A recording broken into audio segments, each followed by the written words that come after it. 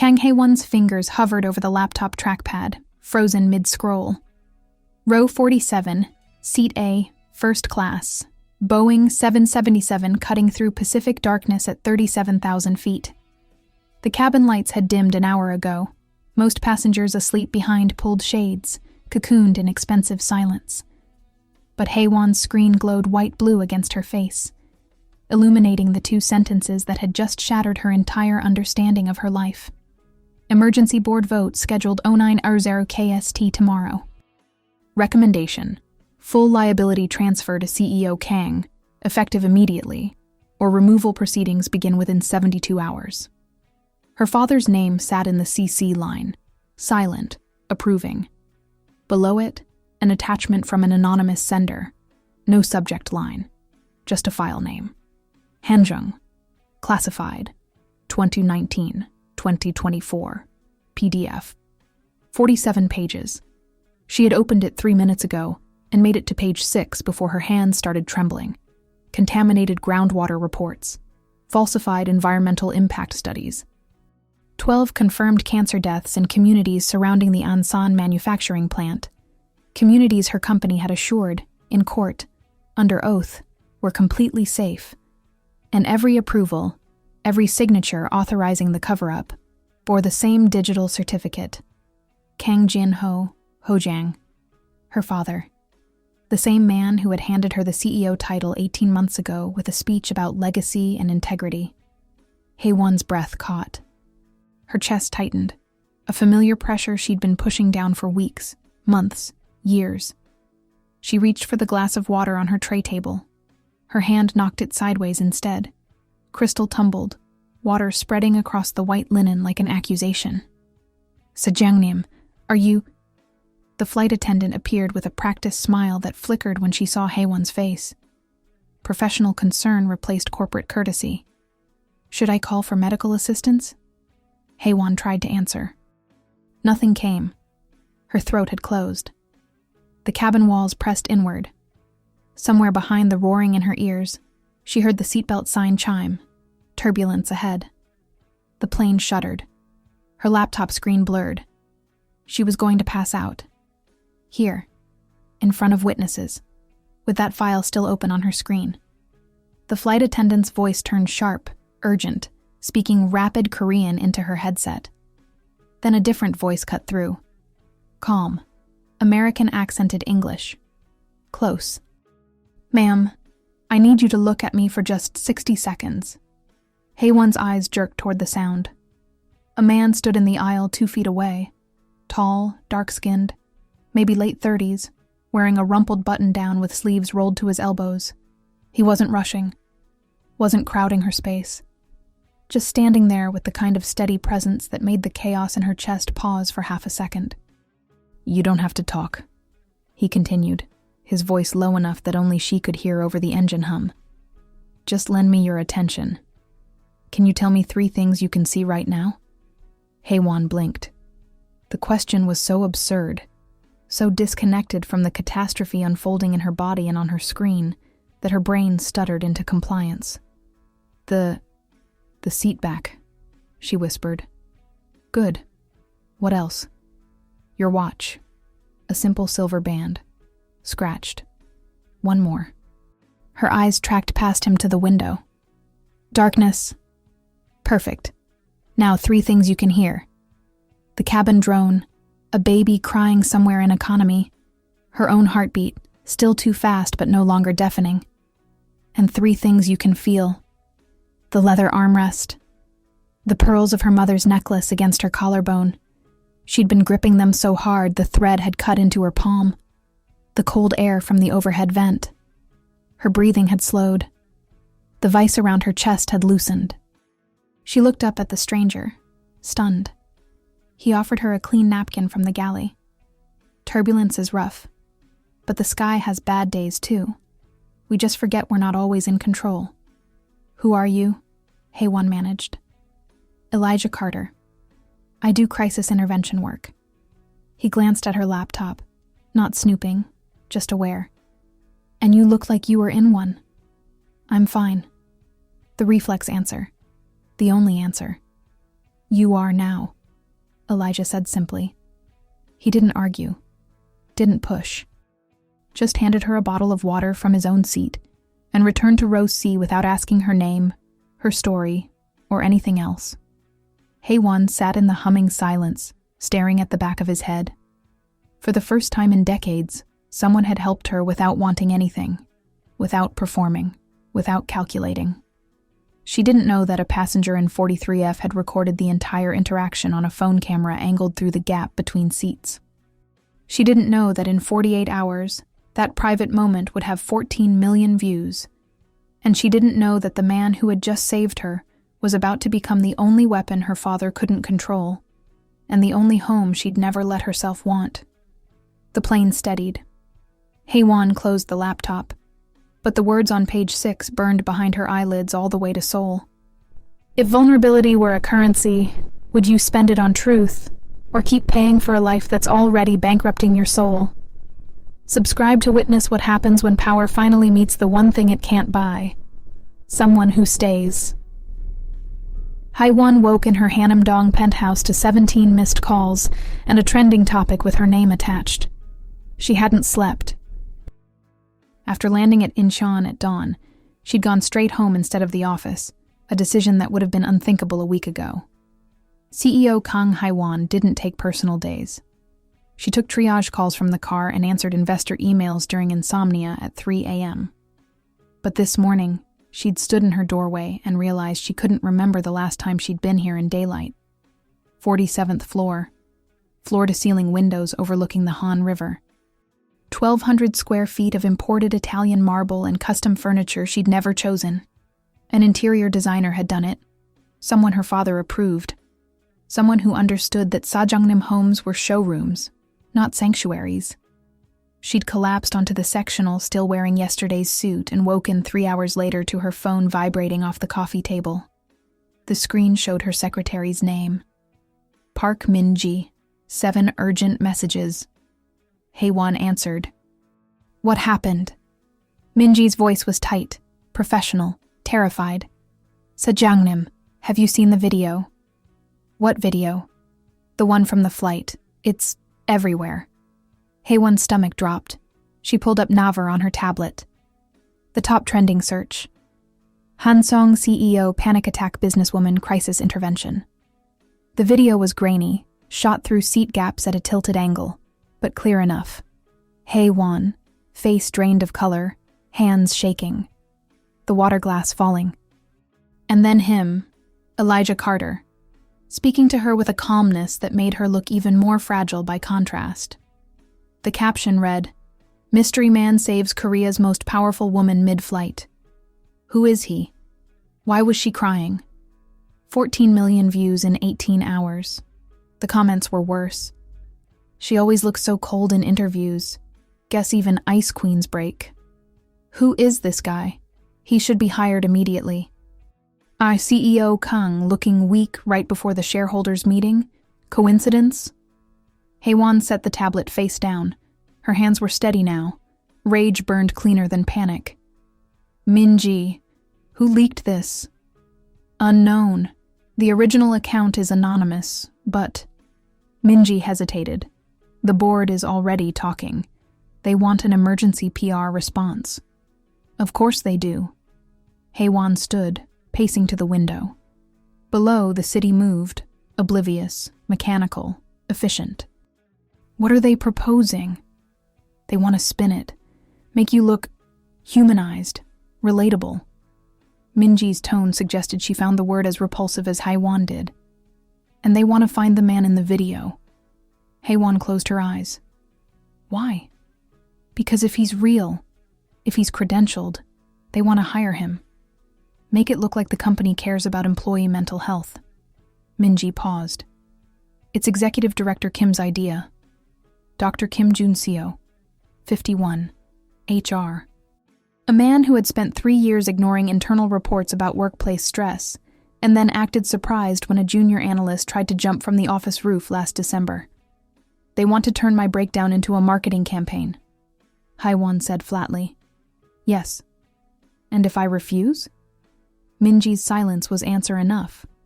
The board was already questioning her stability. The lawsuit settlements from the Ansan environmental case had cost the company 200 billion won. Shareholders were furious.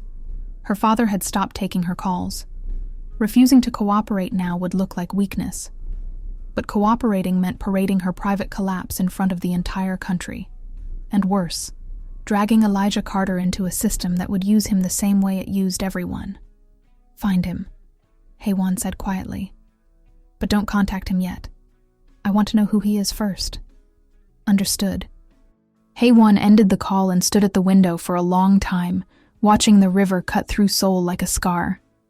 She thought about the dossier on her laptop, about her father's signature on documents that had poisoned children, about Elijah Carter's voice in the dark. The sky has bad days too. For the first time in her career, Kang Hae-won didn't know what the right move was, so she made the only move she had left. She went to the office and prepared for war. The Hansong Group headquarters occupied 3 glass towers in Gangnam, connected by sky bridges that looked like steel veins. Hae-won's office sat on the 43rd floor of the central tower, a corner suite with a view of the entire district, a space designed to remind visitors exactly how far above them she operated. This morning, it felt like a cage. She stood behind her desk, hands flat on the polished surface, staring at the 6 people assembled in her conference room. Board members. Legal, Dr. Kim from HR, and one new face, Elijah Carter. He sat at the far end of the table, out of place in every possible way. The executives wore dark suits, sharp ties, expressions of corporate neutrality. Elijah wore khakis and a blue Oxford shirt, no tie, and an expression of mild curiosity, like he'd wandered into the wrong building and was too polite to mention it. Dr. Kim stood to make introductions.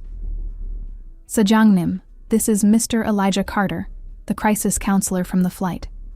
We were able to locate him through the American Embassy's mental health liaison network. He was in Seoul for a conference." Elijah met Hae-won's eyes. No recognition, no deference, just a small nod. Dr. Kim continued, "We've explained the situation, the video, the media attention. Mr. Carter has graciously agreed to consult with us on an employee wellness initiative." "Consult," Hae-won repeated. She looked at Elijah. "You agreed to this?" "I agreed to a conversation," Elijah said. His voice was the same as on the plane, steady, unrehearsed. "I haven't agreed to anything else." One of the board members, a man in his 60s with silver hair and a permanent expression of disapproval, leaned forward. "Mr. Carter, we are prepared to offer a very generous contract. 6 months, full accommodations, compensation well above international standards for your field." "Why?" Elijah asked. The room went silent. "I'm sorry?" the board member said. "Why do you want to hire me?" Elijah clarified. "You have HR. You have resources.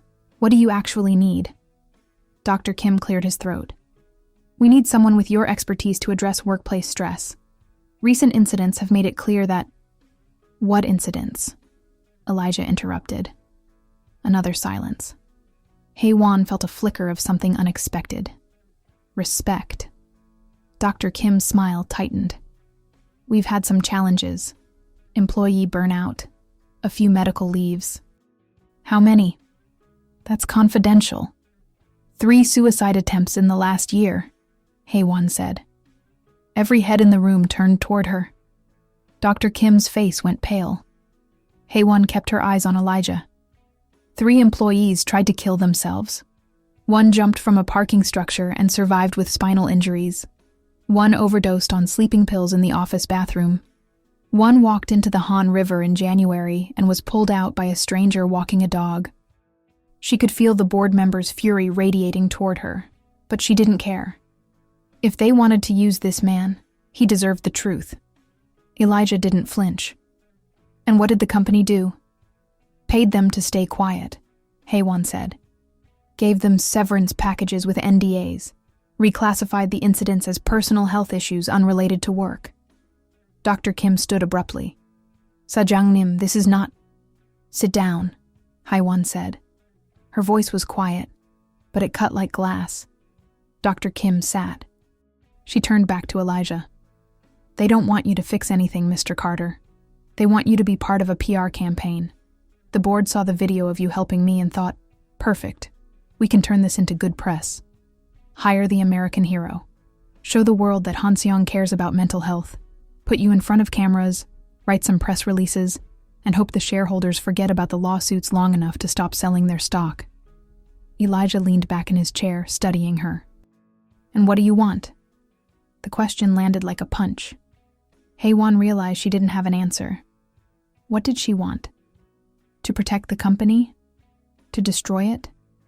To prove she was strong enough to survive her father's sins? Or to finally stop carrying them?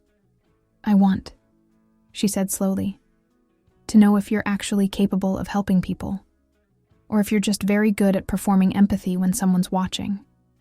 Elijah stood. For a moment, Haewon thought he was going to walk out, and part of her wanted him to, because it would prove she was right to trust no one. Instead, he walked to the floor-to-ceiling window and looked out at the city. I lost my wife 4 years ago, he said. His back was to the room. Car accident. I was at the hospital when it happened, working a shift in the ER psych unit, 17-hour day. She called me twice that afternoon.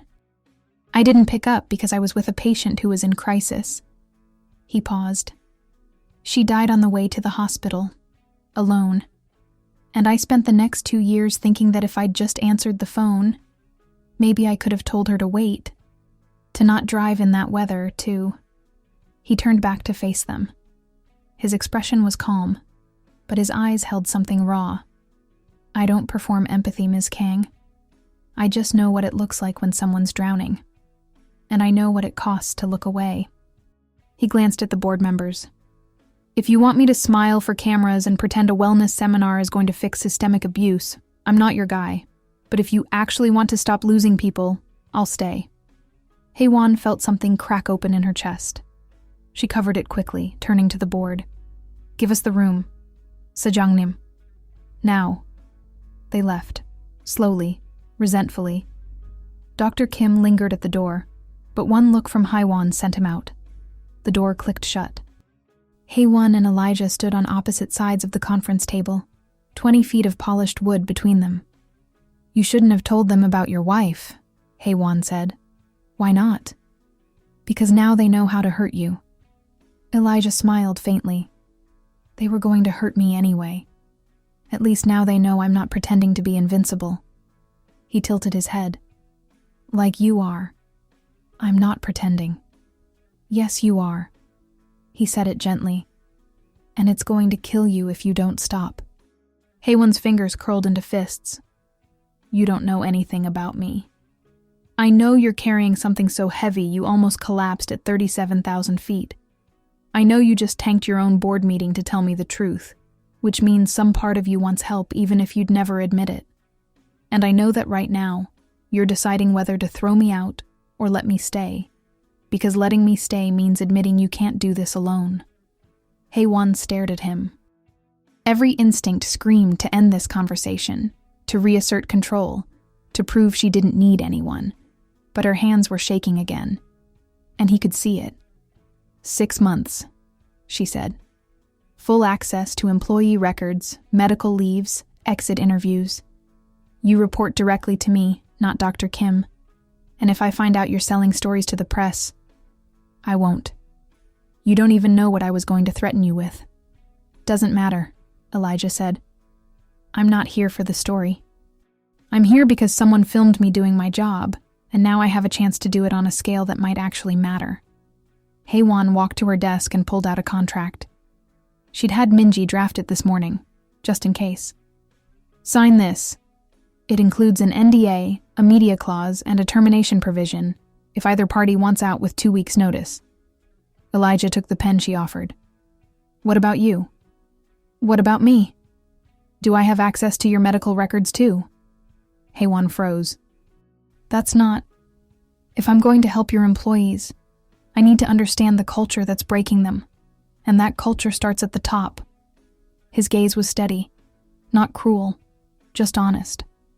You're the one they're all trying to become, Ms. Kang. If you're collapsing under the weight of this place, what chance do they have? Haewon felt the walls close in again. But this time, Elijah wasn't offering her grounding techniques or soft words. He was offering her a mirror. Fine, she said. But sessions are private. No notes shared with HR. Agreed. He signed the contract. She did too. And just like that, Kang Haewon hired the only person in the world who had seen her break. And somehow that felt like the most dangerous decision she'd ever made. Elijah's first week at Hanseong was a study in contradictions. The company gave him an office on the 38th floor, smaller than the executives, but still absurdly luxurious by his standards. Glass walls, ergonomic chair that cost more than his first car, a view of Seoul that made him feel like he was working inside a screensaver. But the people who came to see him told a different story. A junior accountant who hadn't slept more than 4 hours a night in 6 months. A department manager who kept a bottle of soju in his desk drawer and drank it after everyone left. A secretary who'd started having panic attacks in the elevator and now took the stairs 43 flights every morning to avoid the crushing sensation of being trapped.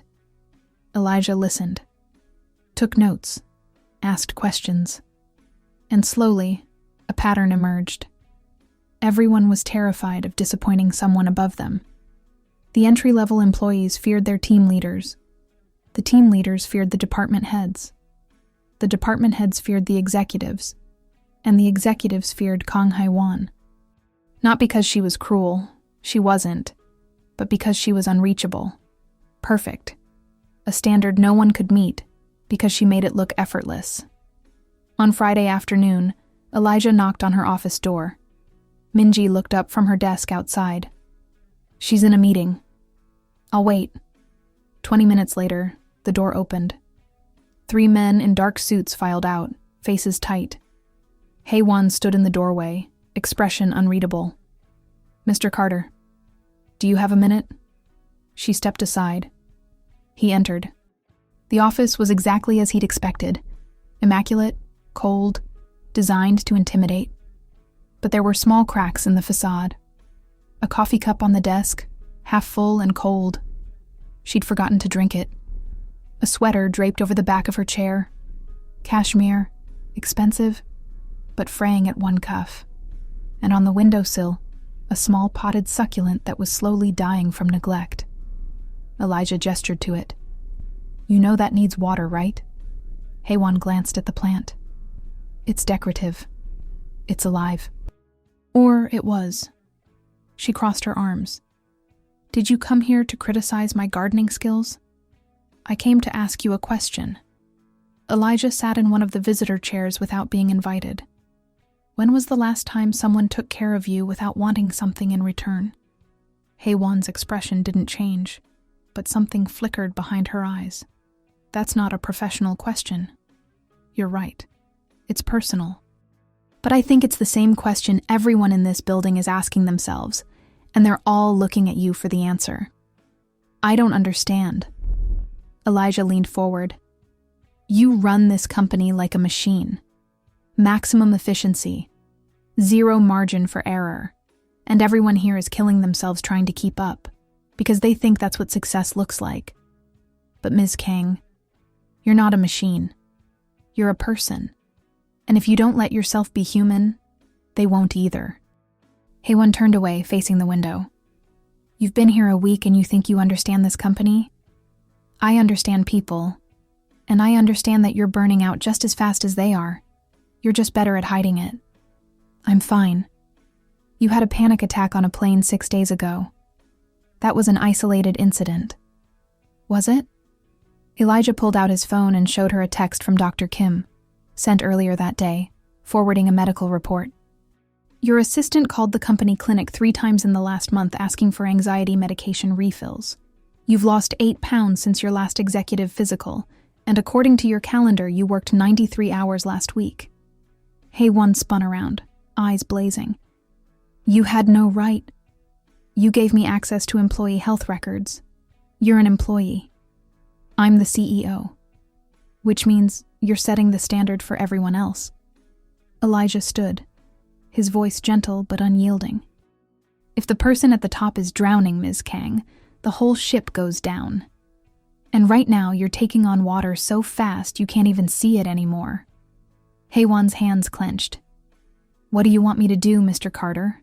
Take a vacation? Meditate? Drink herbal tea and pretend everything's fine? I want you to answer the question. What question? When was the last time someone took care of you? The silence stretched. Outside, the city hummed. Inside, Kang Haewon stood perfectly still, and Elijah could see her calculating, weighing whether honesty was worth the risk. Finally, she spoke. My sister used to make me tea. Her voice was so quiet he almost missed it. She'd bring it to my room when I was studying. I'd tell her to leave me alone, that I had work to do. But she'd sit on my bed anyway and talk about nothing, her friends, a movie she wanted to see, something funny that happened at school. Haewon's gaze was distant. She died 8 years ago, car accident. And I realized after she was gone that those were the only moments I ever stopped working. Elijah waited. So to answer your question, 8 years. It's been 8 years since someone took care of me without wanting anything. She said it like a fact. No self-pity, no tears, just a woman stating the terms of her loneliness. Elijah felt something tighten in his chest. I'm sorry. Don't be. I'm fine. You keep saying that. Because it's true. No, Ms. Kang, it's armor. He walked to the door, then paused.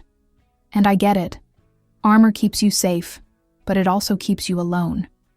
He left. Haewon stood in her office for a long time after he was gone, staring at the dying succulent on the windowsill. Then she picked it up, carried it to the small kitchenette adjacent to her office, and watered it. It was a small act. Meaningless, probably. But it was the first time in 8 years she'd taken care of something that couldn't take care of her back. That night, Haewon sat alone in her penthouse with her laptop open and the classified dossier filling the screen. 47 pages. She'd read them all now. Twice. The Onsan plant, the falsified reports, the contaminated water supply, 12 deaths, 16 more cases of cancer still in treatment. And her father's name, over and over, authorizing decisions that prioritized profit over human life. But there was something else buried in the file. A detail she'd almost missed on the first pass. Page 39. A scanned internal memo from 6 years ago. Subject line: Operational Risk Assessment, Fleet Vehicle Maintenance. The memo recommended immediate suspension of all company vehicles due to faulty brake systems flagged during routine inspections. It was marked urgent. The recommendation was to ground the fleet until repairs were completed. Below it, a handwritten note in the margin: Delay repairs until after Q3 earnings report. Cannot afford fleet downtime during investor presentations. KJH. Kang Jin-ho, her father. Haewon scrolled down. 2 weeks after that memo, there was an incident report. Company vehicle involved in single-car accident on Gyeongbu Expressway during severe weather. Driver lost control due to brake failure. Vehicle collided with barrier at high speed. 1 fatality. The driver's name was listed, Kim Tae-soo, but there was a passenger. Secondary fatality, Kang Seo-yeon, age 23, family member of executive leadership. Haewon's hands went numb. Seo-yeon, her sister. The accident that killed her, the one Haewon had been told was unavoidable, a tragedy of bad weather and worse luck, had been caused by faulty brakes her father knew about and chose to ignore. He killed her. Not directly. Not intentionally. But he'd made a choice, and that choice had put Seo-yeon in a car that couldn't stop when it needed to. Haewon's vision blurred. Her breath came in shallow gasps. She slammed the laptop shut and stood, pacing the length of the apartment, trying to outrun the realization that was chasing her. Her entire life had been built on a lie. Her father wasn't a visionary. He was a man who valued quarterly earnings over his own daughter's life. And Haewon had spent 8 years defending him, believing him, becoming him. She sank onto the couch, hands pressed against her face, and for the second time in a week, Kang Hae-won broke. But this time, there was no one to pull her back. Elijah found her by accident. He'd stayed late at the office, reviewing intake files from the employee wellness sessions. It was past 11 when he finally packed up, and the building was nearly empty, just security guards and a few overworked analysts still glowing in cubicle light. He took the elevator down, but it stopped unexpectedly on the 43rd floor. The doors opened. Hae-won stood there. She looked wrecked. Hair loose instead of pulled back. No jacket. Eyes red-rimmed. She stepped into the elevator without seeming to see him, pressed the button for the lobby, and leaned against the wall. "Ms. Kang?" She blinked, focused. "Mr. Carter? Are you okay?" "Fine." "You're crying." "No, I'm not." But her voice cracked on the last word, and Elijah made a decision. He pressed the button for the ground floor cafeteria. "Come on." "Where are we going?" "To get coffee." "I don't want..." "I know, but I do. And you look like you shouldn't be alone right now." The cafeteria was closed, but Elijah had watched the janitorial staff use the side entrance enough times to know where they kept the spare key. He unlocked the door, flipped on the lights, and headed straight for the industrial coffee maker behind the counter. Hae-won stood in the doorway, uncertain. "We're not supposed to be in here. You're the CEO. Who's going to stop you?" She almost smiled. Almost. Elijah found 2 mugs, plain white ceramic, one with a crack along the handle, and poured coffee into both. He handed her the cracked one. Hae-won stared at it. "This is broken." "Still works." She took it. They sat at one of the long tables, the kind designed for hurried lunch breaks and forgotten conversations. The fluorescent lights buzzed overhead. Outside the windows, Seoul glittered like a circuit board. Elijah didn't ask what was wrong. He just drank his coffee and waited. Finally, Hae-won spoke. "My father killed my sister." The words fell into the silence like stones into water. Elijah set down his mug. "Tell me." So she did. The dossier, the memo, the breaks, the accident, all of it. When she finished, her coffee was cold, and Elijah's expression was something she couldn't read. "What are you going to do?" he asked. "I don't know." "Do you want to know what I think?" "Does it matter?" "Maybe not, but I'll tell you anyway." Elijah leaned forward. "I think you've spent your whole life trying to earn love from a man who doesn't know how to give it. And now you've found out he's not just incapable, he's dangerous. So you have 2 choices. Keep protecting him and let his sins become yours, or walk away and rebuild from scratch. If I walk away, the company collapses. Maybe. Or maybe it gets better without someone at the top who's too afraid to tell the truth." Hae-won's throat tightened. "You make it sound simple." "It's not simple. It's the hardest thing you'll ever do." Elijah's voice softened. "But staying in a burning building because you're afraid of the cold outside isn't brave, Ms. Kang. It's just slow suicide." She looked at him, really looked at him, and saw something she hadn't expected. He wasn't judging her. He was just present, steady, the same way he'd been on the plane. "Why do you care?" she asked. "Because I've spent 4 years wishing I'd answered my wife's phone call. And I see you making the same mistake, choosing work over the people who matter, thinking you'll have time later to fix it. But later doesn't always come." Hae-won felt tears spill over. She didn't try to stop them. Elijah reached across the table and gently covered her hand with his. His palm was warm, solid. "You don't have to decide tonight," he said. "But you do have to stop pretending you're fine. Because you're not. And that's okay." They sat like that for a long time. 2 people in an empty cafeteria, drinking bad coffee from broken mugs, while the city outside kept moving, indifferent to the small seismic shift happening inside. When Hae-won finally stood to leave, she paused at the door. "Mr. Carter?" "Yeah?" "Thank you. For the coffee." "Any time." She left. Elijah stayed, staring at the cracked mug she'd left behind, and wondered if he'd just crossed a line he couldn't uncross. The next morning, Elijah woke to his phone buzzing on the nightstand. The screen showed a FaceTime call from a number he knew by heart. He answered. Aunt Lorraine. A woman in her 70s appeared, wearing a floral blouse and a look of affectionate exasperation. Elijah Jerome Carter, you better have a good reason for not calling me in 2 weeks. I've been busy. Busy doing what? Last I heard, you were in Seoul for a conference. That was supposed to be 3 days. It extended. Lorraine's eyes narrowed. Extended how? Elijah sighed. He walked to the small kitchenette in his serviced apartment and started making coffee while propping the phone against the counter. I took a job. Temporary. 6 months. What kind of job? Corporate wellness consulting. For a big company here. And you're doing what exactly? Helping employees deal with stress. Burnout. The usual.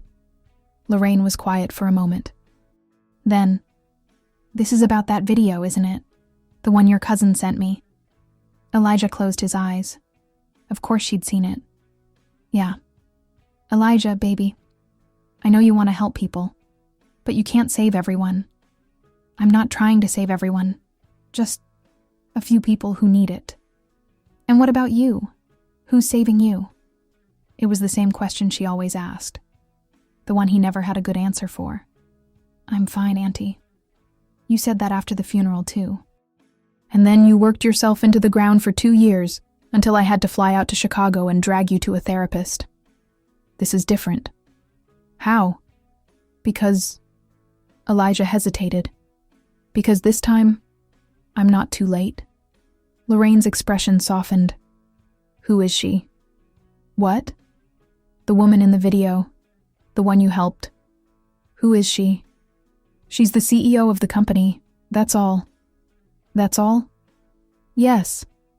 Lorraine gave him the look. The one that said she saw straight through him. Elijah, you've got that tone. What tone? The one you get when you're about to do something stupid in the name of doing good. Elijah laughed despite himself. I'm not doing anything stupid. Then why do you sound like you're trying to convince yourself? He didn't answer. Lorraine sighed. Just promise me something, baby. Promise me you'll remember that you can't fix people who don't want to be fixed, and you can't love people into being whole. I'm not trying to... Yes, you are. You've been trying since Claire died, and I love you for it. But it's going to break you if you don't stop. Elijah's chest tightened. I have to go, Auntie. I know. But call me next week, okay?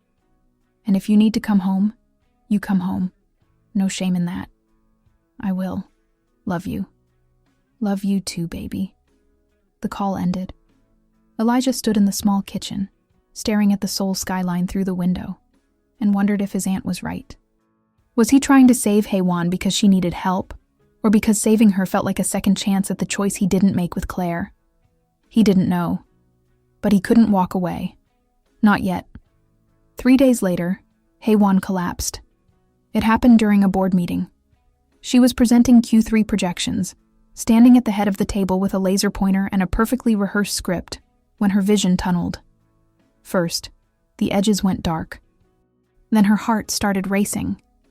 Not the normal adrenaline of public speaking, but a wild, a rhythmic pounding that made her chest feel like it was going to split open. She gripped the edge of the table. Someone asked a question. She didn't hear it.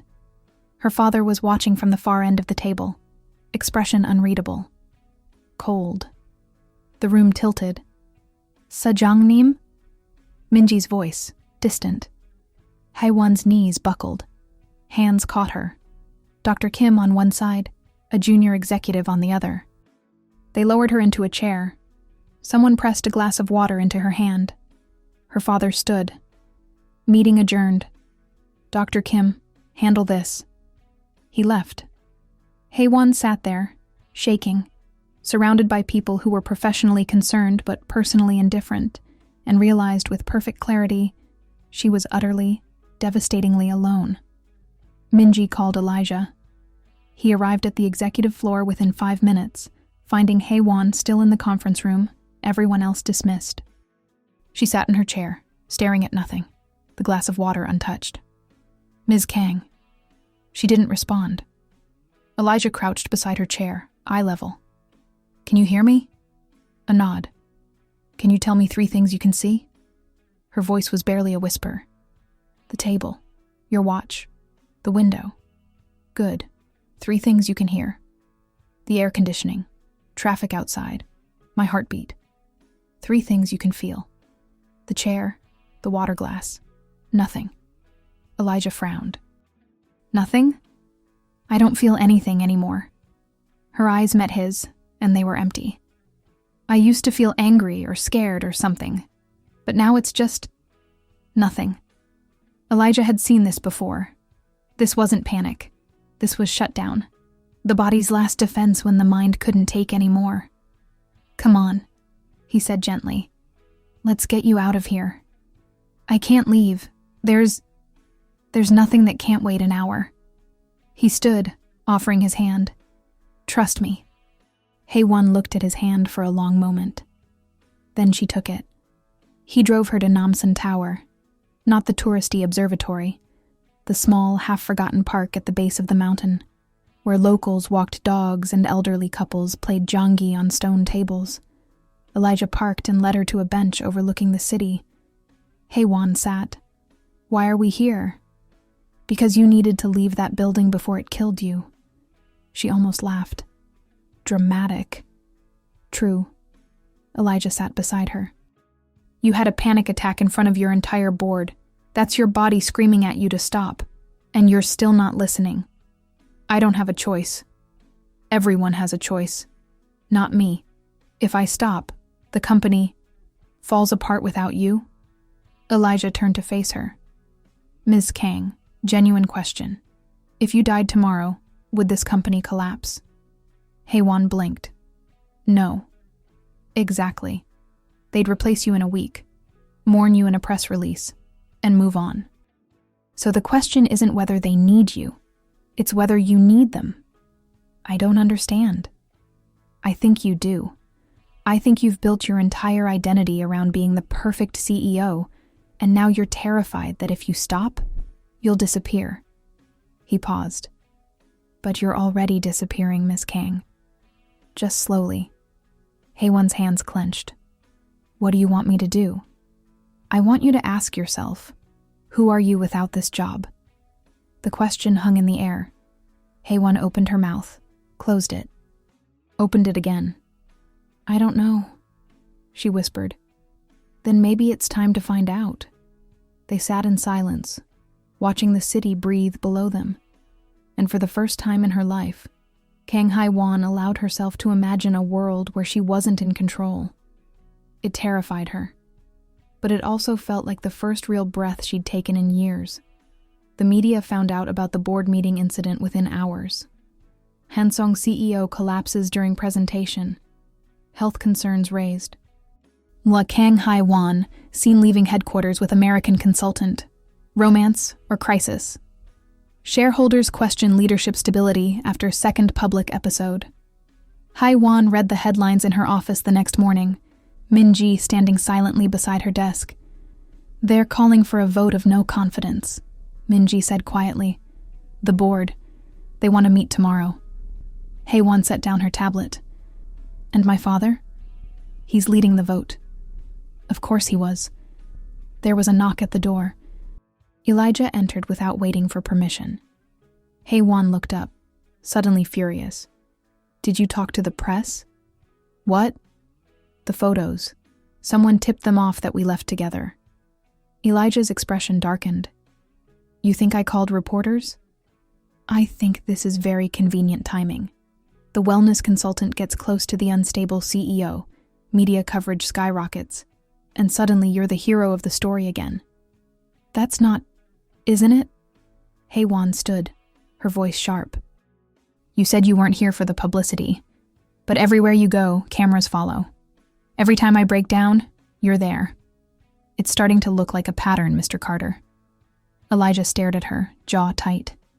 "You actually believe that?" I don't know what to believe anymore. Then let me make it simple. He pulled out his phone, opened his email, and turned the screen toward her. This is from Dr. Kim, sent yesterday. He's the one who leaked the photos to the press. He thought it would generate positive buzz for the wellness program. Haewon read the email. Her stomach sank. Elijah pocketed his phone. I didn't ask for this, Ms. Kang. I didn't ask to be turned into a PR tool. But that's what your company does. It uses people until they're empty, and then it throws them away. And now you're doing the same thing to me. That's not... It is. You're scared, so you're lashing out. And I get it, but I'm not your enemy. I'm the only person in this building who actually gives a damn whether you live or die, and you just accused me of exploiting you for press coverage. Haewon's throat closed. I'm sorry. Are you? Or are you just sorry I called you out? I don't know. The words burst out of her. I don't know what's real anymore. Everyone in my life has wanted something from me. Approval, money, power, silence. And you show up and act like you want nothing. But that's impossible. No one helps someone for free.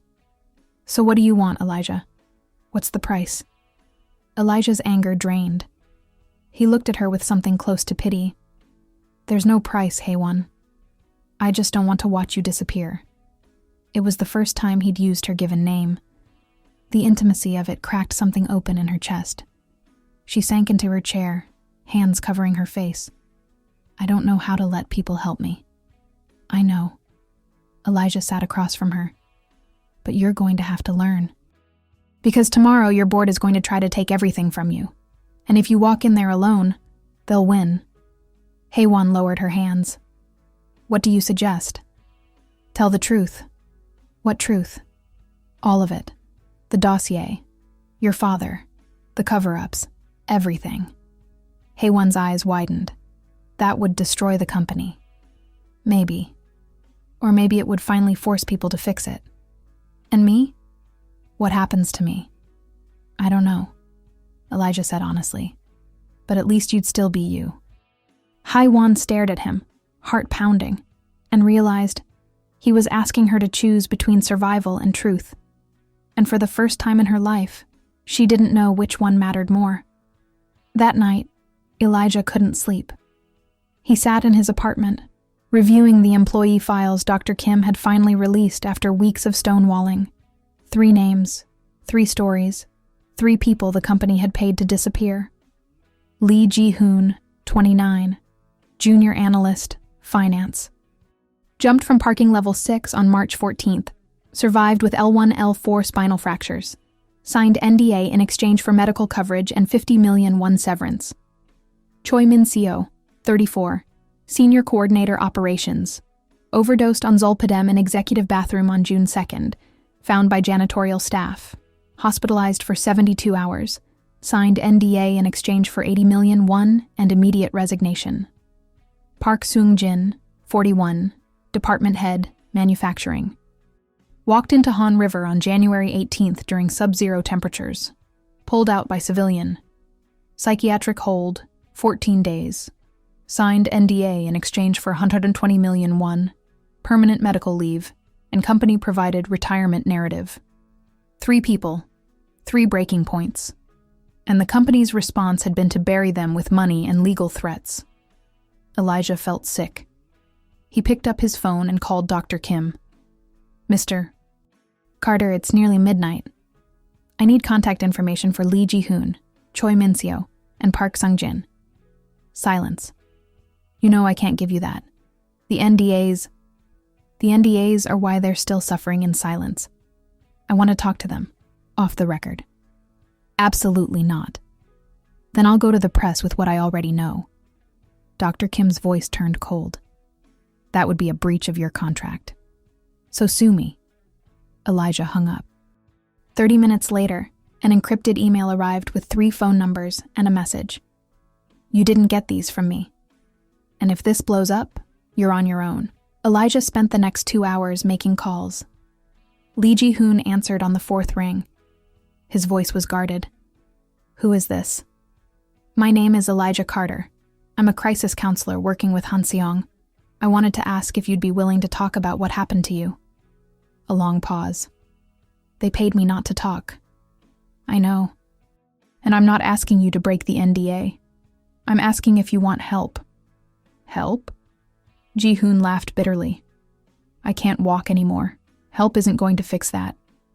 No, but it might help you figure out what comes next. Another pause. Why do you care? Because the same company that broke you is breaking other people, and I'm trying to stop it. Ji-hoon was quiet for so long Elijah thought he'd hung up. Then, they told me it was my fault, that I couldn't handle the pressure, that I was weak. You're not weak, Elijah said firmly. You were in an impossible situation, and your body made a choice to escape. That's not weakness. That's survival. Ji-hoon's breath hitched. I just wanted it to stop. I know. And now I can't work. I can't support my parents. I'm just useless. You're not useless. You're recovering, and that takes time. They talked for another hour. By the end, Ji-hoon agreed to let Elijah visit. Elijah made similar calls to Choi Min-seo and Park Sung-jin. Both were hesitant. Both eventually agreed. And by 3 a.m., Elijah had a plan. The next morning, he walked into Haiwon's office and placed a folder on her desk. What's this? She asked. The 3 people your company tried to erase. I talked to all of them last night. Haewon opened the folder. Her face went pale. They're willing to go on record, Elijah said. If you are. On record for what? For telling the truth. At the board meeting. Today. Haewon looked up at him, eyes wide. Elijah, if I do this, you'll lose everything. I know. He leaned forward. But you'll still have yourself, and that's more than you have now. Haewon stared at the folder, hands trembling, and realized this was the choice, the real one. Protect the empire her father built on lies, or burn it down and rebuild from the ashes. She closed her eyes, and when she opened them, she knew what she had to do. The emergency board meeting convened at 2 p.m. in the main conference room on the 47th floor. 15 board members sat around the black walnut table, men in their 60s and 70s, representatives of old money and older power. Her father sat at the head, expression carved from stone. Dr. Kim sat to his right, hands folded, eyes carefully neutral. Haewon entered alone. No assistant, no lawyer. Just her, a tablet, and the USB drive Elijah had given her that morning. Every eye tracked her movement to her designated seat halfway down the table. A deliberate placement that communicated exactly where she stood in the hierarchy. Not at the head, not with the decision-makers, but among those whose fate was being decided. Her father didn't look at her. We'll begin. No greeting, no acknowledgement, pure procedure. Director Yoon, a man who'd served on the board for 30 years, cleared his throat. Depunim Kang, this emergency session has been called to address growing concerns regarding leadership stability at Hansong Group, specifically regarding CEO Kang Haewon's recent health incidents and their impact on shareholder confidence. Haewon kept her expression neutral. She'd known this was coming. Still, hearing it stated so clinically, her collapse reduced to a health incident, her humanity dismissed as a liability, felt like a knife between the ribs. Director Yoon continued. We have documented 2 public episodes in the span of 10 days. The first, a panic attack aboard a commercial flight, captured on video and viewed by millions. The second, a collapse during a board presentation witnessed by senior leadership. Additionally, there are reports of ongoing anxiety medication use, significant weight loss, and erratic work hours. He slid a folder across the table toward her. Haewon didn't open it. She knew what was inside. Her private medical records, leaked by someone in the company clinic. Another violation dressed up as due diligence. Given these circumstances, Director Yoon said, the board believes it is in the company's best interest to implement a temporary leadership transition while you focus on recovery. Temporary, Haewon repeated. Meaning? 6 months medical leave, full salary and benefits. Director Shin will assume interim CEO responsibilities. Hae-won's gaze flicked to Director Shin, 58, ambitious, her father's longtime ally. A man who'd spent 3 years positioning himself as the next in line. "And if I refuse?" she asked. Her father finally spoke. "Then we vote on permanent removal. For cause." The room went silent. Hae-won looked at him, really looked at him. Kang Jin-ho, the man who'd raised her to be invincible, who'd told her weakness was unforgivable, who'd shaped her into the perfect weapon to protect his empire. And now he was discarding her the moment she became inconvenient, just like he'd discarded Seo-yeon. "I have a counter-proposal," Hae-won said. Her father's eyes narrowed. "This is not a negotiation." "It is now." Hae-won stood, picking up her tablet. "Before you vote on my fitness to lead, I think the board deserves to know the full scope of what they're protecting." She connected the tablet to the room's display system. The screen behind her lit up. Director Yoon shifted uncomfortably. "Depuonim Kang, what is this?" "The truth." Hae-won pressed play on the first file. A scanned environmental report from the Ansan plant appeared, the real one, not the falsified version submitted to regulators. Columns of data showing contamination levels 50 times above legal limits. Projected cancer rates in surrounding communities. Cost-benefit analyses that explicitly stated paying future lawsuit settlements would be cheaper than implementing proper disposal procedures. "This is from 2019, Hae-won said, her voice steady. "The year Hansong Group opened the Ansan facility. These reports were buried by executive leadership to avoid delaying production timelines." She advanced to the next slide, a map showing 12 red dots clustered around the plant. These are confirmed cancer deaths linked to groundwater contamination. 12 people. Mothers, fathers, children. Dead because this company prioritized profit margins over basic safety standards. Murmurs rippled around the table. Director Shin leaned forward. "Where did you get this information?" "An anonymous source. But the authenticity is easily verifiable." Hae-won advanced again. "And here's the most interesting part." The screen filled with approval signatures. Every document bore the same digital certificate. Kang Jin-ho. Hae-won turned to face her father directly. "You authorized every single cover-up. You knew people were dying, and you ordered the evidence destroyed." Her father's expression didn't change. "These are internal documents, confidential. If you've shared them outside this room, I haven't. Yet." Hae-won paused. "But I will. Unless this board agrees to the following terms. Full independent investigation into environmental practices at all Hansong facilities. Complete victim compensation, medical bills, relocation costs, family support. An immediate resignation of all executives who participated in the cover-up. That would include you," her father said coldly. "I know." Hae-won's hands were shaking, but her voice held. "I defended these operations for 18 months. I stood in court and called the victims liars. I'm just as complicit. So yes, I'll resign, but not alone." Director Yoon looked between father and daughter, face ashen. "Depuonim Kang, is this true?" Her father stood slowly.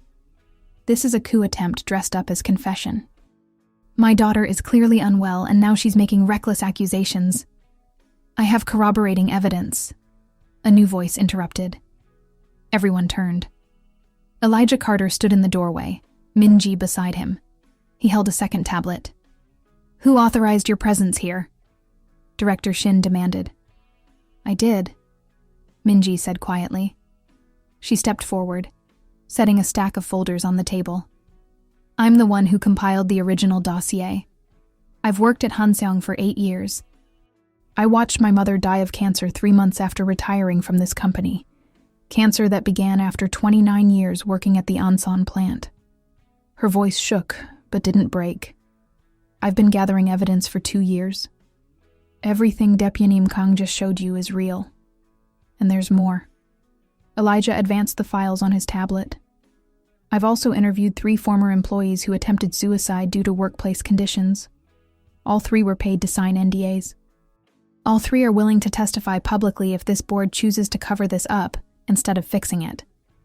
The room erupted, board members shouting over each other. Her father's face had gone red. Director Shin was on his phone. Dr. Kim looked like he wanted to disappear through the floor. Hae-won stood at the center of the chaos, perfectly still, and felt something she hadn't felt in years. Freedom. She'd finally told the truth. And whatever happened next, she'd done it on her own terms. Her father slammed his hand on the table. Enough! Silence fell. He looked at Hae-won with something that might have been respect or hatred. It was hard to tell. You've destroyed this family. You destroyed this family the day you put Seo-yeon in a car with faulty brakes you knew would fail, Hae-won said. Gasps around the table. Her father went very still. What is she talking about? Director Yoon asked. Hae-won pulled up the final file. The memo about the fleet vehicles. The delayed repairs. The accident report. He killed her, Hae-won said softly. Not directly, but he made the choice that put her in that car. And then he let me spend 8 years thinking it was just bad luck. Her father's mask finally cracked. You have no idea what you're talking about. I have every idea. I've read every document. I know exactly what you are. Hae-won picked up her bag. The board has a choice: clean house and rebuild, or protect a system that kills people. I'm done making that choice for you. She walked toward the door. If you leave this room, you're fired, her father said. Hae-won paused, turned back. Then I'm fired. She left. Elijah and Minji followed. Behind them, the board dissolved into chaos. Some demanding investigations, others insisting on damage control. Her father sitting alone at the head of the table, silent and still as a statue mourning its own fall. 20 minutes later, Hae-won sat in an empty hallway bathroom, back against the tiled wall, knees pulled to her chest. She'd done it. She'd walked away. And now the adrenaline was fading, leaving behind the raw, terrifying reality. She had no job, no title, no family, and no idea what came next. The door opened. Elijah entered, then stopped. Wrong bathroom. There's no one here. Hae-won's voice was hollow. And I don't care anymore. He sat down on the floor across from her, back against the opposite wall. How are you doing? I just blew up my entire life in front of 15 witnesses. I know. I accused my father of murder. Manslaughter, technically. But yeah. Hae-won laughed. A broken, slightly hysterical sound. Why aren't you telling me it's going to be okay? Because I don't know if it will be, Elijah said honestly. But I know it's going to be real. And that's better than the lie you were living. She looked at him. You think I did the right thing? I think you did the brave thing. Whether it's right depends on what happens next. And if the board buries everything, if they fire me and pretend this never happened, then we go public, Elijah said. The employees I talked to are ready. Minji has copies of everything. And I have colleagues in international journalism who'd love this story. Hae-won's eyes widened. You'd do that? If it meant stopping this company from killing more people? Yes. Even if it destroys you too? Your reputation?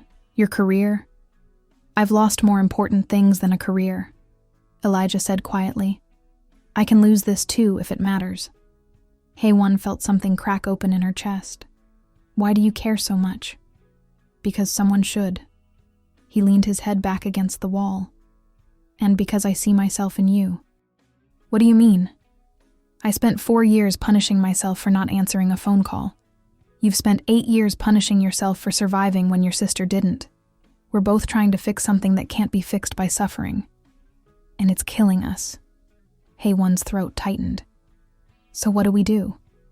We stop. Elijah met her eyes. We stop pretending we're fine. We stop carrying guilt that isn't ours to carry. And we start building something that doesn't require us to destroy ourselves to maintain it. Like what? I don't know yet, but we'll figure it out. The door burst open. Minji stood there, phone in hand, face pale. Sajangnim, former Sajangnim, you need to see this. She held out her phone. The screen showed a breaking news alert. Hanseong Group board member leaks internal corruption documents. Full investigation announced. Haewon grabbed the phone. The article cited an anonymous board source who'd released the environmental reports, the victim map, and the approval signatures to 3 major news outlets simultaneously. Who did this? She whispered. I don't know, Minji said. But it's everywhere. Naver, Chosun Ilbo, even international media. Someone inside the board meeting leaked everything. Elijah pulled out his own phone. It's trending worldwide. Hansong scandal, Yoon Chaebol exposed. People are furious. Haewon's hands shook. She'd been prepared to walk away quietly, to let the board decide in private. But now the choice had been taken from everyone. The truth was out. And there was no taking it back. By evening, the Hansong Group headquarters was under siege. News vans lined the street. Reporters shouted questions at every employee leaving the building. Protesters gathered outside the main entrance with signs. Justice for Ansan victims. Chaebols are murderers. Kang Jin-ho resign. Haewon watched from her penthouse, news coverage playing on mute, and felt strangely numb. Her phone had exploded with calls.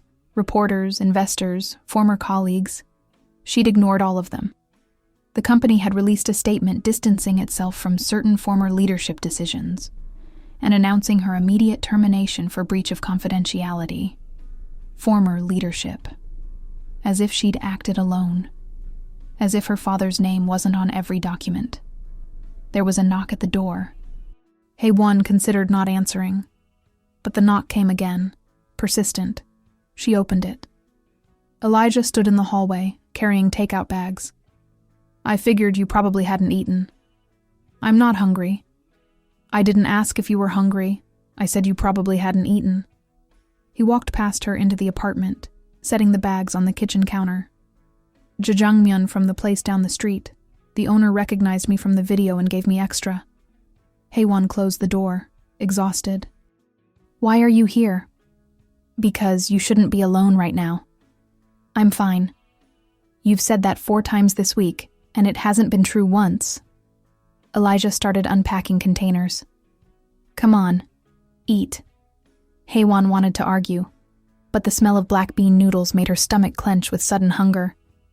She couldn't remember the last time she'd eaten a full meal. She sat at the counter. Elijah handed her chopsticks. They ate in silence for a while, the only sound the distant noise of protests from the street below. Finally, Haewon spoke. They fired me. I know. My father released a statement saying I fabricated evidence to stage a corporate coup. I saw. And the board is blaming everything on me, saying I acted without authorization, that I've been unstable for months. Predictable. Elijah took another bite. They're trying to make you the scapegoat. It's working. Half the country thinks I'm a hero. The other half thinks I'm a traitor who destroyed a national company. And what do you think? Haewon set down her chopsticks. I think I just lost everything, and I don't know if it was worth it. Give it time. How much time? Because right now it feels like I sacrificed my entire life for nothing. Elijah leaned back, studying her. You know what the difference is between sacrifice and self-destruction? What? Sacrifice has a purpose. Self-destruction just has pain. He paused. What you did today wasn't self-destruction, Haewon. You stopped a system that was killing people. That matters, even if it doesn't feel like it yet. Haewon's eyes burned. I don't know who I am without that job. Then maybe this is your chance to find out. She looked at him. This man who'd walked into her life by accident and somehow become the only constant in the chaos. Why are you still here? You could leave. Go back to the States. Avoid the scandal. I could, Elijah agreed. But I don't want to. Why not? He hesitated.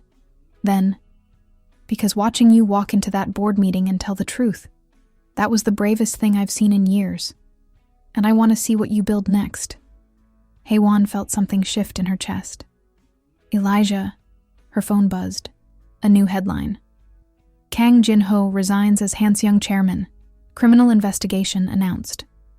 She stared at the screen. Her father had resigned. After 40 years of absolute control, he'd been forced out in less than 6 hours. It's happening, she whispered. Yeah. Elijah moved to sit beside her. How do you feel?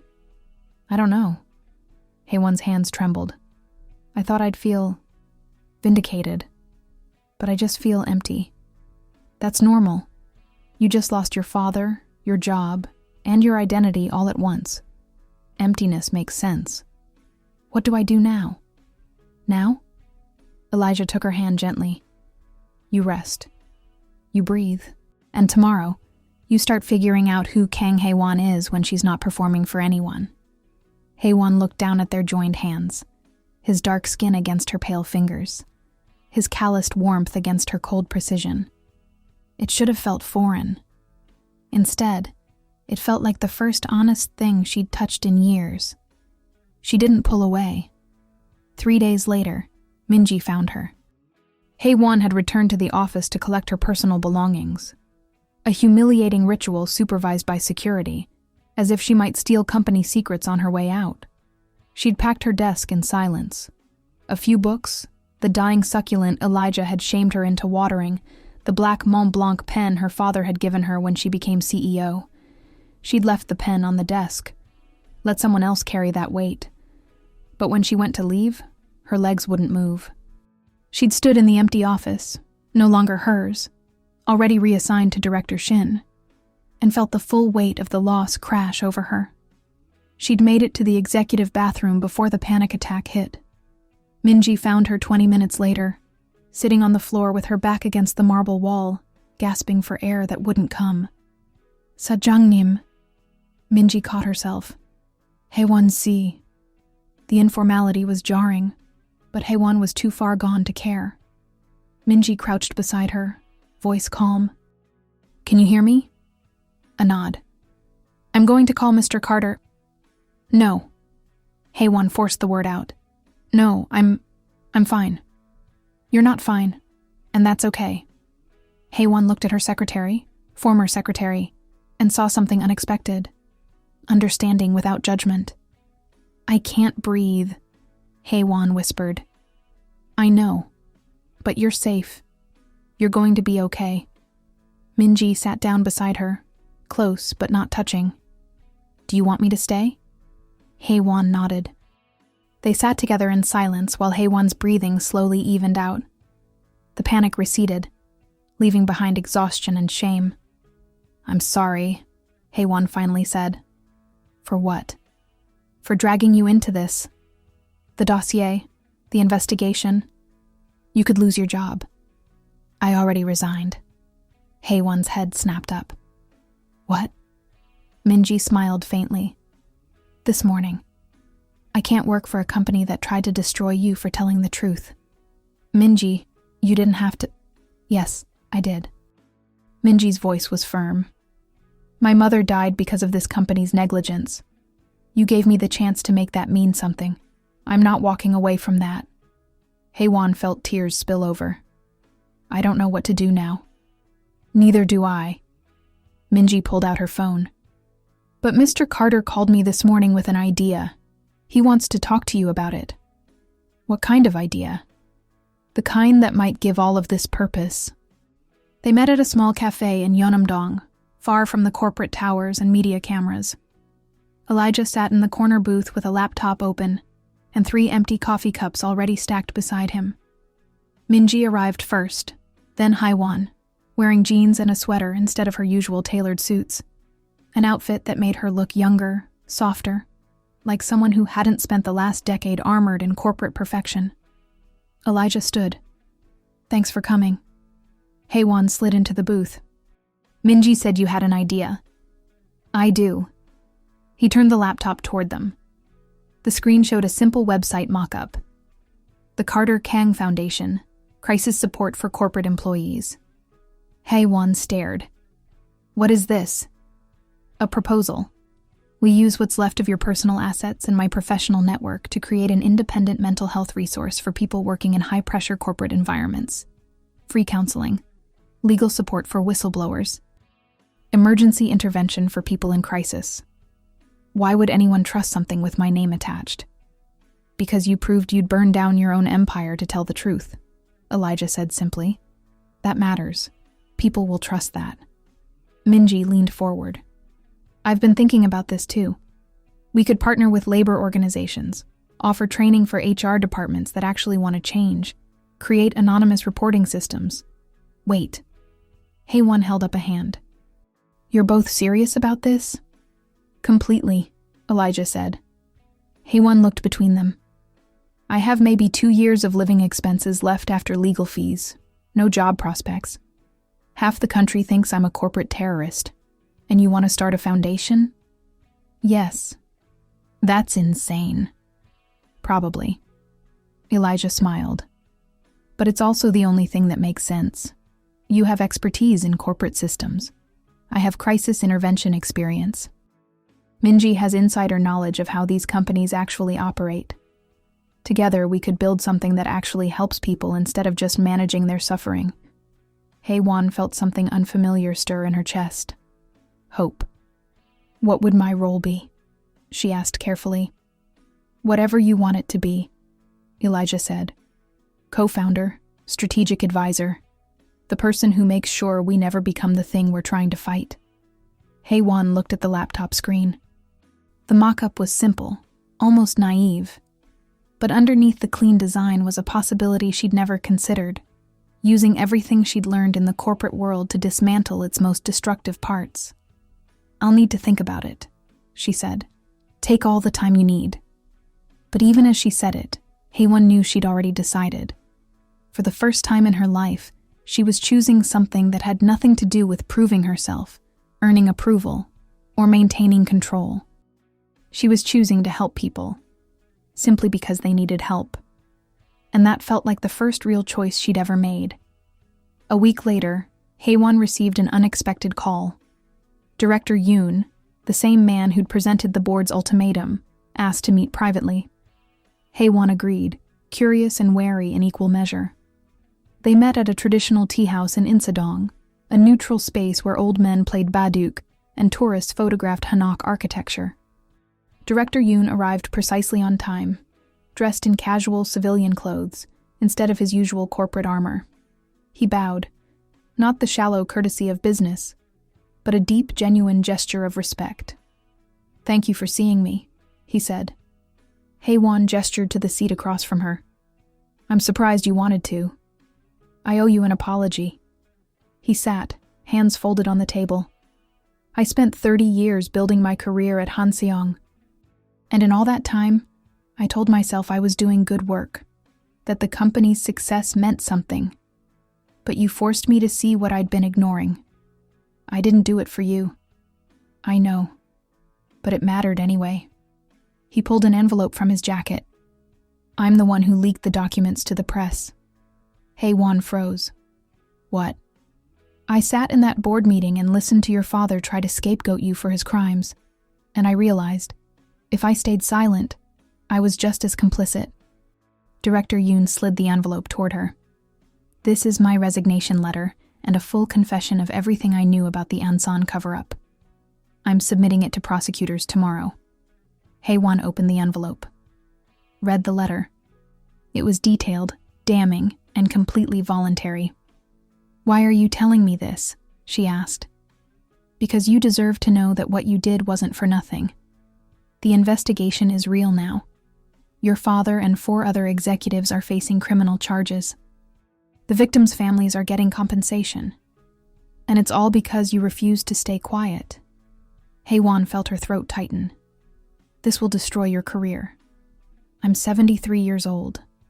My career is already over. This is just me trying to leave behind something other than complicity. They sat in silence while tea was served. Outside, tourists laughed and took photos. Inside, 2 people who'd spent their lives in corporate warfare tried to figure out what peace looked like. What will you do now? Director Yoon asked. I'm starting a foundation. Mental health support for corporate employees. He smiled. Your father would hate that. I know. Haewon smiled too. That's part of why I'm doing it. Director Yoon stood to leave, then paused. For what it's worth, Haewon-si, I think you would have been a great CEO. Not because you were like your father, but because you were willing to stop being him. He left. Haewon sat alone with her tea and the resignation letter and felt something she hadn't felt in months. Pride. Not in what she'd accomplished, but in who she was becoming. 2 months later, the foundation officially launched. The event was small, deliberately so. Not a glamorous gala, but a community gathering at a renovated building in Mapogu. 50 people attended, former Hansong employees, labor activists, mental health professionals, and a handful of reporters who'd covered the scandal. Haewon stood backstage, dressed simply in black trousers and a cream blouse, staring at the speech notes on her phone. She'd rewritten them 6 times. Every version felt wrong. Too corporate, too apologetic, too defensive. You're overthinking it, Elijah said. She looked up. He stood in the doorway, wearing a dark blazer over a button-down, looking more formal than she'd ever seen him. I don't know what to say, Haewon admitted. Tell them the truth. I've been doing that for 2 months. People are tired of hearing me confess. Then don't confess. Elijah walked over, took her phone, and set it face down on the table. Tell them what comes next. What if I don't know? Then say that too. He touched her shoulder gently. Haewon, everyone out there knows you're not perfect. They're here because you proved you're willing to try anyway. She looked at him, this man who'd somehow become her anchor in the chaos. I'm scared. I know. What if I fail? Then you fail. He smiled. And you get up and try again. That's the whole point. Haewon felt something settle in her chest. She nodded. Okay. Okay? Okay, I'm ready. Elijah squeezed her shoulder once, then stepped back. Go show them who you really are. Haewon walked on stage to scattered applause. The space was intimate, folding chairs, a simple podium, warm lighting that felt more like a living room than a corporate event. She set aside her prepared notes. My name is Kang Haewon, she began. And 2 months ago, I was the CEO of one of Korea's largest companies. Today, I'm unemployed, estranged from my family, and facing multiple lawsuits. By most measures, my life is a disaster. A few nervous laughs. But I'm also more honest than I've ever been. And I'm here because I don't want anyone else to reach the point I did, where the only way out felt like destroying everything. She spoke for 15 minutes. No script, just truth. She talked about the panic attack on the plane, the moment she realized her father had lied to her for years, the decision to walk away from power because keeping it would have cost her soul. This foundation isn't about fixing corporate culture overnight, she said. It's about giving people a place to be human when the system tells them humanity is a weakness. It's about building support for people before they break, and being there to help rebuild when they do. She paused. I can't promise we'll succeed, but I can promise we'll try. And sometimes that's enough. The applause was genuine, warm, sustained. Haewon stepped off the stage and walked straight into Elijah's embrace. He held her tightly, and for the first time in months, she let herself be held without calculating the cost. You did it, he whispered. We did it, she corrected, and she meant it. The foundation's first crisis call came 3 weeks later. A young woman, 26, working at a tech startup, on the edge of collapse. Minji took the initial intake call, then conferenced in Elijah. Within an hour, they'd arranged emergency counseling, contacted the woman's family with her permission, and connected her with a labor lawyer. Haewon watched from the small office they'd set up, feeling strangely detached from the process. This was Elijah's expertise. Minji's compassion. She was just there. But then the second call came, and the third. And by the end of the week, they'd fielded 17 requests for help. Haewon spent late nights reviewing cases, building resource networks, reaching out to her former corporate contacts, the ones who hadn't completely blacklisted her, to ask for funding, partnership, support. Some said no, some didn't respond, but a few said yes. And slowly, the foundation gained momentum. One evening, Haewon was reviewing grant applications when Elijah appeared in her doorway. "Go home," he said. "I'm almost done. You've been here for 14 hours. So have you. And I'm about to leave. Come on." He gestured toward the door. "We'll grab dinner." Haewon wanted to argue, but her eyes were burning, her neck ached, and she couldn't remember if she'd eaten lunch. Fine. They walked to a nearby Pojangmacha, a street tent restaurant with plastic stools and the smell of grilled fish in the air. It was worlds away from the expensive dinners Haewon used to attend, but somehow it felt more real. They ordered soju and seafood pancakes and sat under the plastic tarp while traffic rushed past. "Do you miss it?" Elijah asked. "The corporate world?" Haewon considered. "Sometimes. I miss the clarity of it, the sense that I was building something important. And now? Now I'm building something different, smaller, but maybe more important."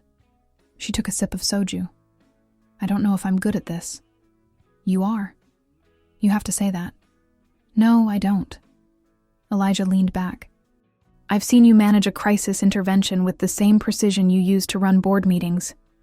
You're just as competent here. You're just not performing anymore." Haewon felt something warm bloom in her chest. "Thank you." "For what?" "For seeing me." She met his eyes. "For seeing who I could be instead of who I was pretending to be."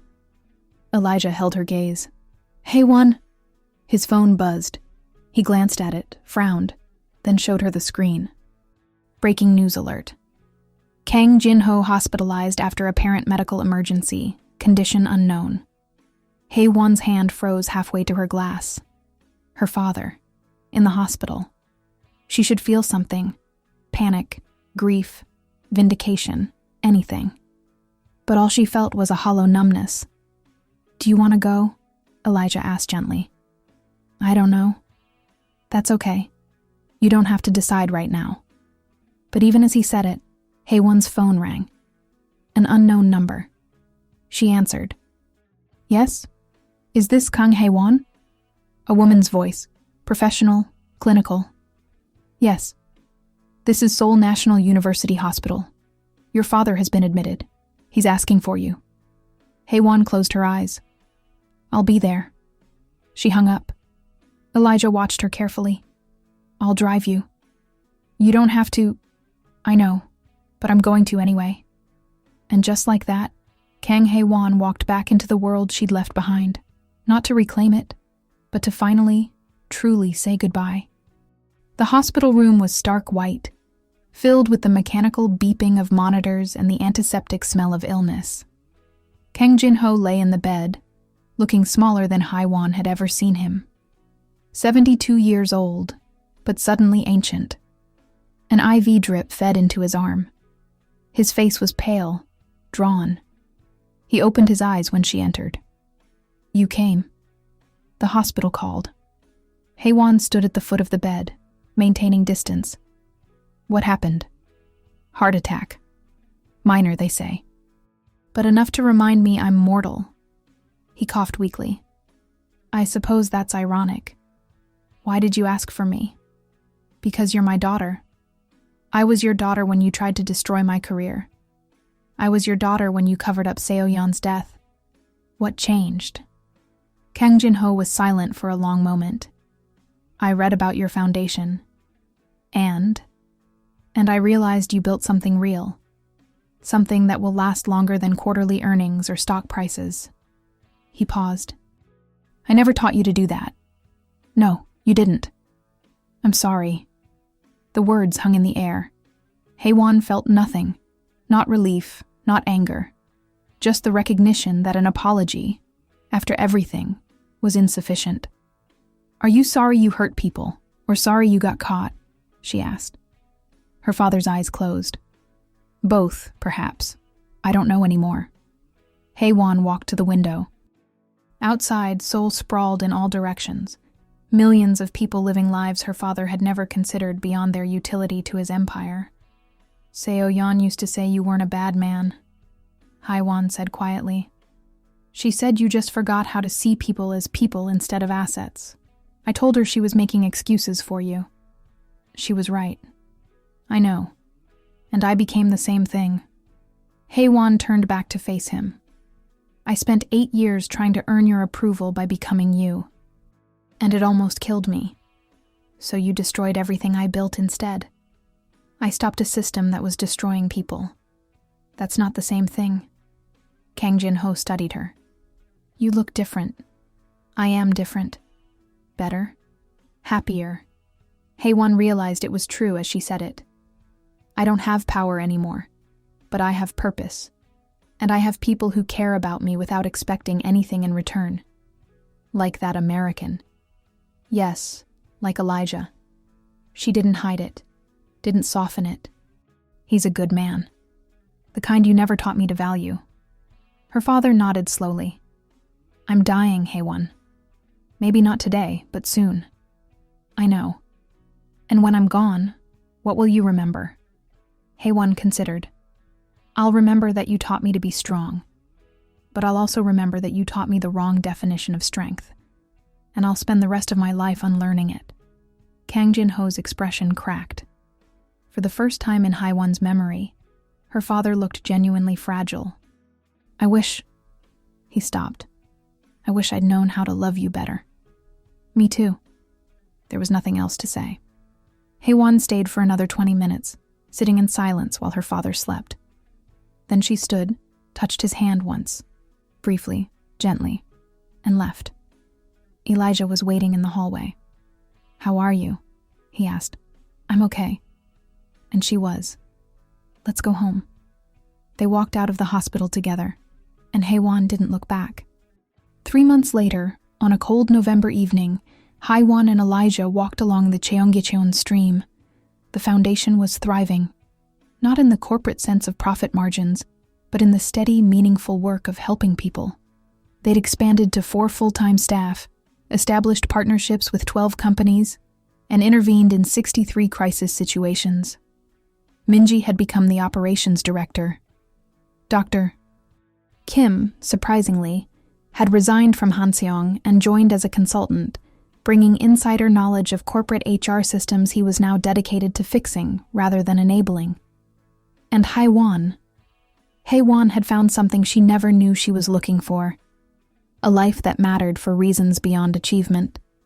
She and Elijah walked side by side, hands occasionally brushing but not quite holding. It had been like this for months. An intimacy that hovered between friendship and something deeper.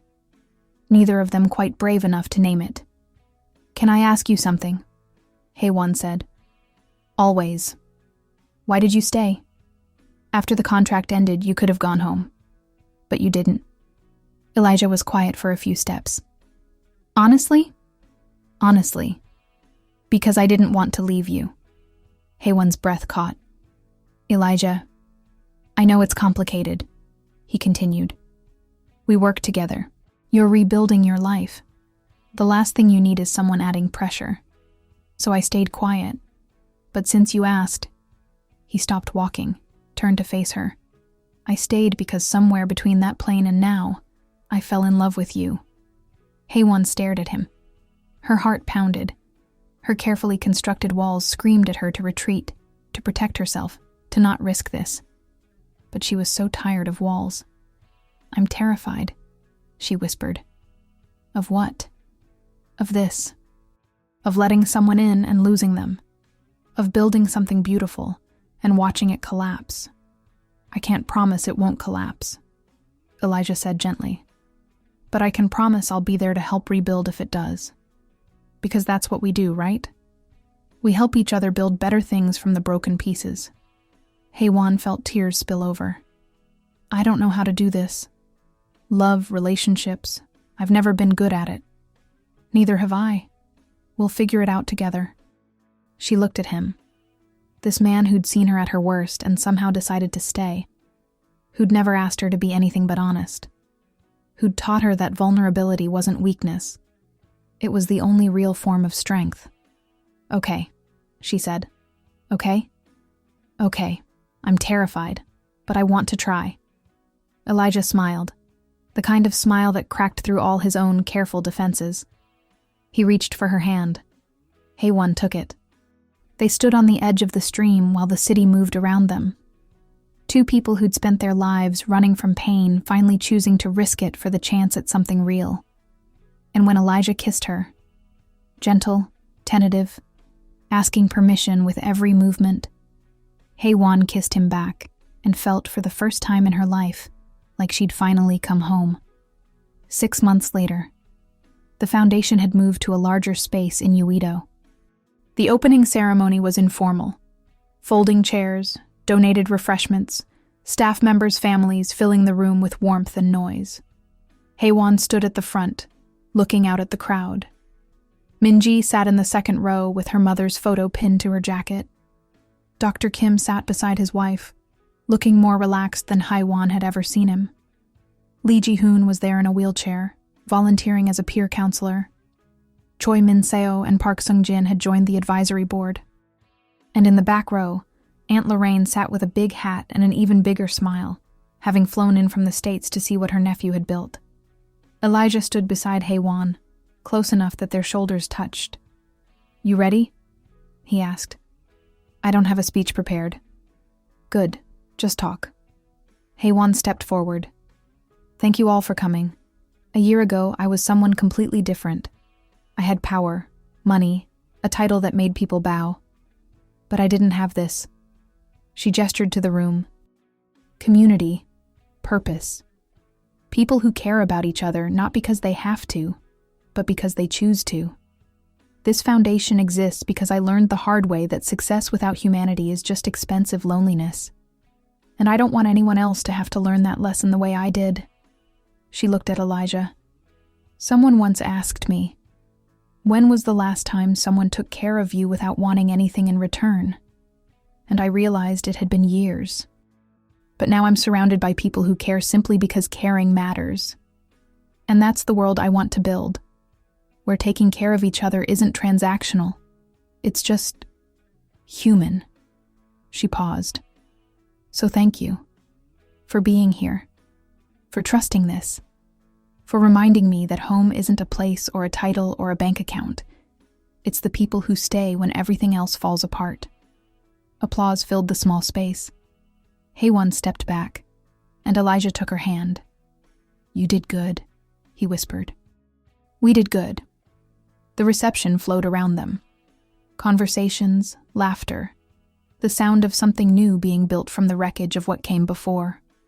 Later, as the crowd thinned, Haewon found herself standing at the window overlooking the Han River. The same river that had nearly claimed Park Sung-jin. The same river that flowed through the city her father had tried to control. But tonight, it just looked like water. Beautiful, indifferent, eternal. Elijah appeared beside her. "What are you thinking?" "That a year ago, I would have been planning the next quarter's strategy right now. Calculating growth projections, identifying risks, optimizing efficiency. And now I'm just here, present. And that's enough." She leaned against him. "Is this what peace feels like?" "I think so." They stood together, watching the city lights reflect on the water. Two people who'd learned the hardest way that the only thing worth building was something that made room for broken things to heal. Haewon's phone buzzed. A text from Minji. "New crisis call just came in. 23-year-old finance sector. Sounds like she's where you were a year ago. Want to take it?" Haewon looked at Elijah. He nodded. She typed back, "I'll handle it. Be there in 10. Because this was the work now. Not saving the world. Just showing up for one person at a time and saying, 'You're not alone. You don't have to be perfect. And there's a way through this that doesn't require you to destroy yourself.'" She turned to Elijah. "Ready to go?" "Always." They walked out together into the Seoul night, not toward power or prestige or any of the things Haewon had once thought mattered, just toward the next person who needed help. And for Kang Haewon, that was more than enough. The morning sun filtered through the foundation office windows as Haewon arrived at 7:30. Early, but not the obsessive 5 a.m. starts of her CEO days. She carried 2 cups of coffee from the shop downstairs, one for her, one for whoever arrived next. The office was quiet, peaceful. She set her bag down at the desk that had no nameplate, no hierarchy, just a space among equals. Her phone showed a message from her father's lawyer. He'd passed away peacefully 3 weeks ago. The funeral had been private, just Haewon, attended out of obligation rather than grief. He'd left her nothing in the will. She'd expected that. What she hadn't expected was the small handwritten note the lawyer had given her afterward. "You were right. I taught you the wrong things, but you became better than I ever was. That's enough, Father." It wasn't redemption. It wasn't forgiveness. But it was acknowledgement. Haewon had cried. Not for what was, but for what could have been if he'd chosen differently. Now, sitting in the quiet office with her nameless coffee, she pulled out the cracked mug from the first night she and Elijah had talked in the empty cafeteria. She'd kept it. A reminder that broken things still worked, still served purpose, still mattered. The door opened. Elijah entered carrying breakfast. "You're here early," he said. "So are you." "Couldn't sleep." He sat across from her, handing her a still warm pastry. Too excited about the new training program launch. Haewon smiled. "You're such a nerd," says the woman who color codes her crisis intervention files. "That's called being organized. That's called being a nerd." They grinned at each other, and Haewon felt something settle in her chest, something warm and steady and utterly unfamiliar to the woman she'd been a year ago. This was happiness. Not the sharp-edged triumph of closing a deal or beating competitors. Just the quiet joy of being known and choosing to stay anyway. "Elijah? Yeah? Thank you. For everything. You don't have to thank me. I know. But I want to." She reached across the desk, taking his hand. "You saved my life, multiple times. And you never asked for anything in return." "That's not true," Elijah said softly. "I asked you to be honest. That's all I ever wanted." "Well then, here's some honesty. I love you. And I'm terrified of it. But I'm choosing it anyway." Elijah's eyes went soft. "I love you too. And I'm choosing it too." They sat like that, hands joined across a simple desk, while the city woke up around them. Outside, Seoul hummed with millions of people chasing the same things Haewon used to chase: power, validation, the illusion of control. But inside this small office, 2 people had chosen something different. They'd chosen each other. And they'd chosen to build a world where being human wasn't a liability. It was the whole point. Closing. 3 years later, Kang Haewon stood on a sidewalk in Mapo-gu, not in a designer suit but in comfortable jeans and a worn sweater, watching people stream in and out of the foundation's new headquarters. The Carter Kang Foundation had grown. 5 locations across Seoul. Partnerships in Busan, Daegu, and Gwangju. International recognition. But more importantly, 347 people who'd reached out in crisis and found help instead of silence. 347 lives that looked different because someone had answered the phone. Beside her, Elijah adjusted the strap of the bag slung over his shoulder. They were heading to the airport after this, flying to the States so Haewon could finally meet the rest of his family. Aunt Lorraine had been relentless in her invitations. "Nervous?" Elijah asked. "About meeting your family, or about leaving the foundation for 2 weeks?" "Both," Haewon considered. "A little, but in a good way." Minji appeared in the doorway, waving. "Everything's covered. Go. Have fun. Stop worrying." "I'm not worrying." "You're absolutely worrying," Elijah laughed. "Come on. Trust the team." Haewon looked back at the building one more time, at the people inside working, healing, rebuilding. At the sign above the door that bore both their names, a partnership built on honesty, not hierarchy. She thought about the woman she'd been on that airplane 3 years ago, drowning in secrets, armored in perfection, terrified of being seen. That woman was gone. In her place stood someone softer, braver, more honest. Someone who'd learned that strength wasn't about never falling apart. It was about choosing to rebuild differently. Elijah took her hand. Ready?